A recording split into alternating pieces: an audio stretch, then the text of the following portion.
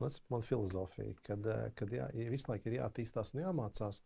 Un tā uzņēmējdarbība tev ļauj redzēt to pasauli no citas puses, gan kā veidojas produkti, kā viņi pārdodas, kāds ir attiecības cilvēkiem, pārdevējiem, pircējiem, kā notiek naudas apmaiņa, kā ietekmē ģeopolitiskie jautājumi, visas pārdošanas.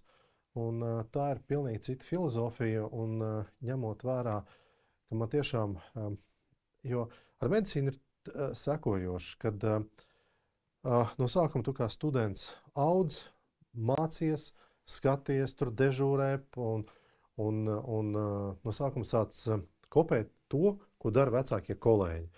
Un tu dari tāpat kā viņi, un tā, kad tu jau nonāc citā līmenī, ka tu jau tur esi visu iemācies, tu sāc saprast visu, tad tu sāc, teiksim, improvizēt, tāpat kā mākslā. Un tu sāc veidot savu rokrakstu, savu veidu, kā tu operē, kā tu analizē pacientus, ja, un tas veidojas tavs rokraksts, un katram māksliniekam ir savs rokraksts. Tāpat arī ķirurģijā katram ķirurgam ir savs rokraksts. Vienam ir agresīvāks rokraksts, kas tur agresīvāk operē, viens mazāk agresīvi, un katrs izveido savējo. Bet arī pienāk arī ķirurģiem, kas ir izveidojuši savu rokrakstu no vispārējais, pienāk tas mirklis, kad tajā ķirurģijā tu esi diezgan tālu ticis, un protams, kad mēs attīstamies, bet gribās arī kaut ko ne tikai pašu medicīnu, bet arī pastīties, kas notiek apkārt. Un tāpēc es daudz sāku interesēties gan par politiku, gan par biznesu, gan par dažādām citādām lietām, gan par mākslu. Un tas ir tas, kas mani kā personību piepilda. Jo lielākā problēma tas, kad tu aiziet ciemos, piemēram, tad viss tikai runā ar tevi par medicīnu.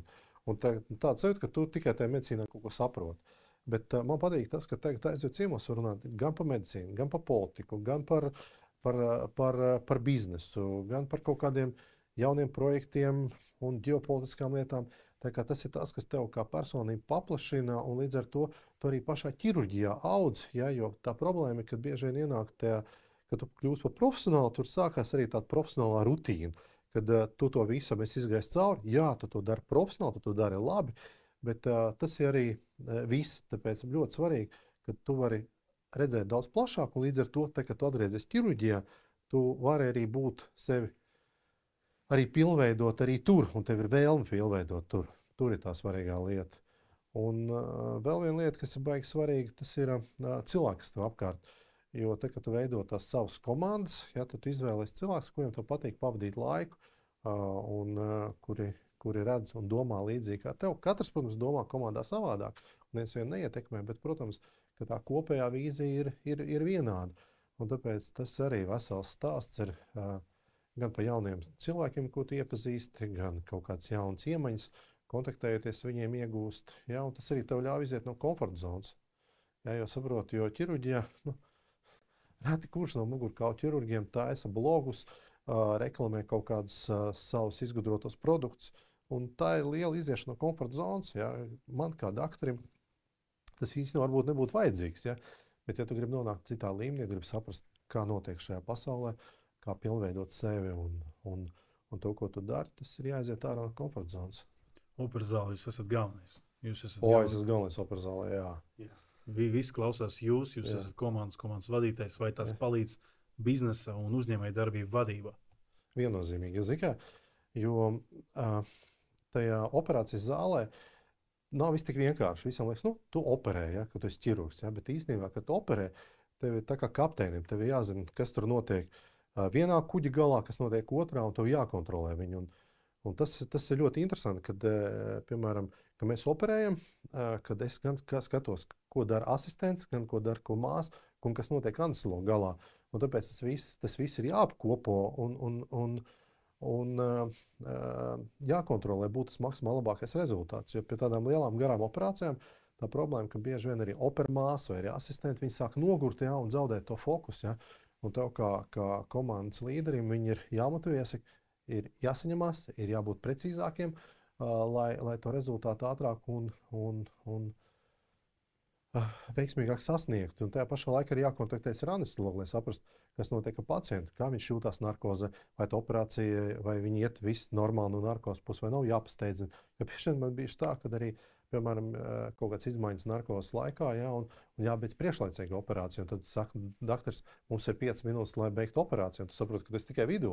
Un tad tev jāizdara kaut ko 3 minūtēs, lai varētu apstāties, kaut ko jānofinišē, ja, un tad jāšai 2 minūtes ciet, lai pacienti varbūt var nogādāt reanimācijā. Tā kā tie ir daudz tādi izaicinājumi, ko tu tikai ar gadiem saproti, kad viss nav tik vienkārši. Kad ne tikai, ka tev tiešām, kad jau jākontrolē viss tas kuģis, sākot no personāla, ja, beidzot arī sevi, jo bieži vien tu arī pats nogursti, ja, un tev jāsaprot, kā to visu, to enerģiju un visu koncentrēšanos sadalīt. Vai tik intensīvs režīms? Viņš pieprasa motivāciju vai vairāk disciplīnu jums? Disciplīna vairāk, ja. Jo, gan,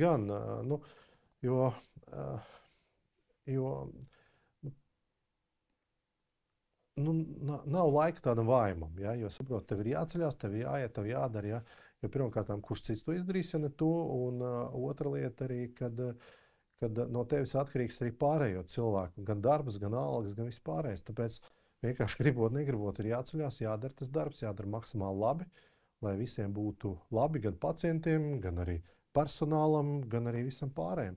Tāpēc tas nav vienkārši, tev bieži vien ir grūti arī piespiest, jo dažreiz tev arī tu esi daudz strādājis. Man ir dažreiz gadās tā, ka tu atbrauc no kongresiem, tur bijis kongresa 3 dienas, tur visi pārlidojumi, gulēšanas viesnīcā, tu atlido apakaļ, un tev ir vai nu pieņemšana, vai tev ir operācijas uzreiz, un tev jābūt uzreiz atkal stonusam, jābūt atkal uz 120. Tā kā tas nav viegli, bieži vien vienkārši jāsavāc sevi un jādara tā kā profesionāli. Sabiedrība ir stereotips, ja ārsts ir ārsts, tad viņam jābūt tikai ārstam. Un ārsts un biznesmenis ir divas nesavienojamas lietas. Kā jūs rēģējat uz kritiku no kolēģi puses? Es kritiku skatos ļoti plaši, tāpēc, ka īstenībā, kad lielākā daļa gan pacienti, gan arī mūsu sabiedrība dzīvo kaut kādos stereotipos. Un viņi tur dzīvo bieži vien kaut kādos padomju laika stereotipos, bet tā pasaule mainās, ja, un kādreiz bija jāiet uz darbu, visi sēž ofisā no 8 līdz 6, un tur, piemēram, tur iet uz kasi pēc algas. Tagad jau tā nav. Tagad jau strādā. Citi pat nedzīvo šajā valstī un strādā. Un dažādi tie modeļi mainās. Vienkārši mums jābūt fleksibliem un jāskatās. Tāpēc, un īstenībā labākie ārsti, ja mēs skatāmies tādā pasaules mērogā, viņi lielākā daļa arī ir uzņēmēji. Ja? Jo tas nozīmē, ka viņi ir fleksibli. Jo tā uzņēmēja darbība atšķirībā no medicīna diezgan konservatīva. Viņi tur to dara tādā veidā, tur kaut kāds mazs nianses tur izmainīt, bet uzņēmēja darbība ļoti fleksibla. Vienu dienu tev tur deg, otru dienu tev tur deg, un tev jāmāk ātri pieņemt lēmumus. Tas īstenībā ļoti arī palīdz ķirurģijā. Ja, kad tu zini, kā reaģēt, nevis tā, mums ir problēma un es nezinu, ko darīt. Ja. Es zinu, mums jādara tas, un tu zini, kā arī to komandu savākt. Tāpēc es teiktu, ka uzņēmēja darbība ir ļoti nozīmīgi īstenībā ir ārstu darbā, jo tas ļauj izvairīties no iestikšanas tādā kaut kā vecos stereotipos, nemācīties neko jaunu, jo uzņēmējs vienmēr mēģina kaut ko jaunu iegūt, apgūt, saprast, kas ir jauns, lai būtu trendā. Ja? Un tā ir lielākā lieta arī ķirurģijā. Lai nebūtu, ka tu tur ārstē un beigās tur jau tu ārstē pēc metodēm, kur jau neviens vairs tā neārstē. Tāpēc jābūt aktīviem, jābrauc, jāinteresējās. Lai to visu darītu, protams, tam vajag gan laiku, gan naudu. Un, ja tu nebūsi aktīvs un nestrādās, tad tu arī nekur nevarēsi aizbraukt, neko jaunu iemācīties, un tu paliksi tur, kur tu esi. Ja jums būtu iespēja tagad satikt Agri Merteni, kuram ir 18 gadi, ko jūs viņam ieteiktu? Galvenais padoms. Zini kā, es neko, ja man daudz uzdod, vai tu būtu dzīvojis tāpat, kā, ja tu varētu atgriezties apakaļ visām tām zināšanām. Tu zini, es būtu viennozīmīgi tāpat arī dzīvojis, un visi lēmumi, kas bija pieņemti, ir pareizi, jo bieži vien ir konstatējis, ka man ir bijis dzīvē daudz lietas, ko es varbūt kaut ko, es gribēju arī karjeras ziņā tur sasniegt, dabūt, iegūt, ja, bet paiet kāds laiks, un tu saproti, ka paldies Dievam, kas nav piepildies. Ja. Jo, ja tas būtu piepildies, iespējams, ka būtu vēl sliktāk, kā ir tagad. Ja. Tāpēc bieži vien tās vēlmes, kas nepiepildās, tas nozīmē, ka tās tikai ir pareizas un labas. Ja, tāpēc vajag pārdzīvot to visu.